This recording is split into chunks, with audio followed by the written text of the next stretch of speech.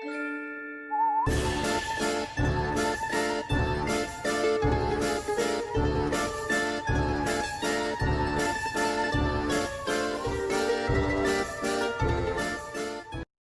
guys, welcome back to my channel. Today I'm going to show you guys how to add curves to your GFX.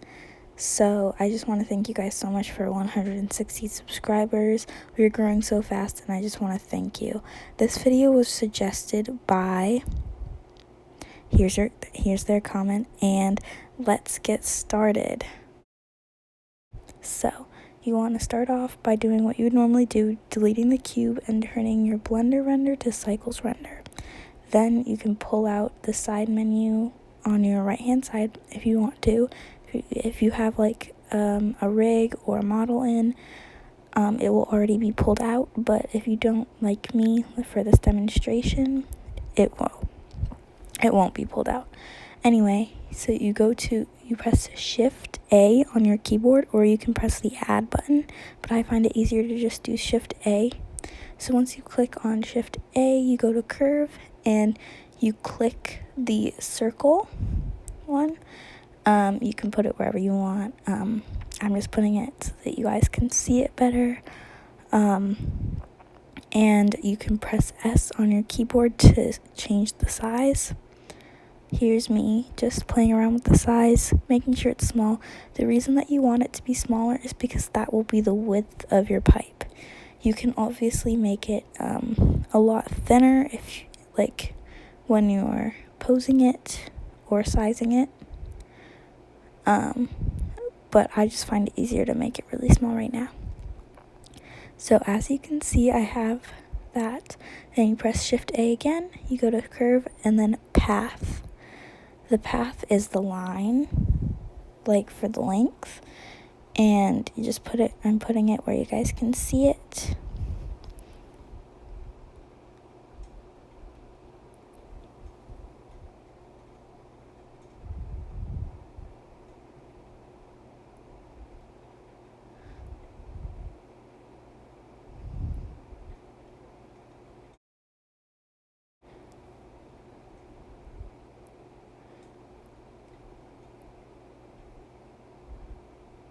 Okay, and once you have that done, you go to the curve on your right hand side, the little button, and you go to Bezier circle and make sure it's on, Bezier object or bezel object, and you go to the little cube icon and you press Bezier circle. Sorry, I mixed up my words there. And see, that is your pipe.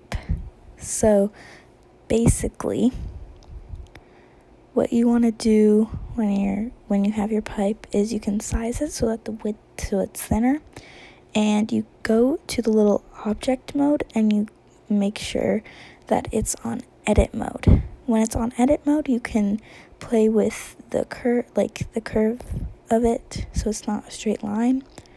And yeah, so right now it's all selected, so you just right click on the little line or wherever, right there, and it unselects the thing. So you press B on your keyboard and you select the area that you want to turn, and you can just do whatever you want. You can curve it, you can make it taller, just play around with it. Do whatever you want to make it your, like, how you want it, of course. And when you're done doing that portion, just right click on it and you can do your next section. It does take a little bit because sometimes the posing doesn't work unless you are really good at it. I don't know why you would be watching it if you were, but yeah. So once you're pretty much done posing, to shade it, you go to the material icon, you press new, you go to diffuse BSDF, and you can click your texture. I recommend glass because glass shows up the best.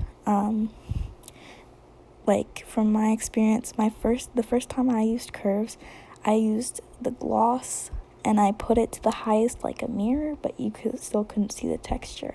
So you can change the color of it whatever you want. And then when you press render, when you're on render and you don't have a model or a rig or an HDRI, you can turn on ambient occlusion, where you would insert your HDRI, and you can just turn that on and then press the render button and you can see the texture. Anyway, that's it for this video. Thank you guys so much for watching, and I'll see you guys next time.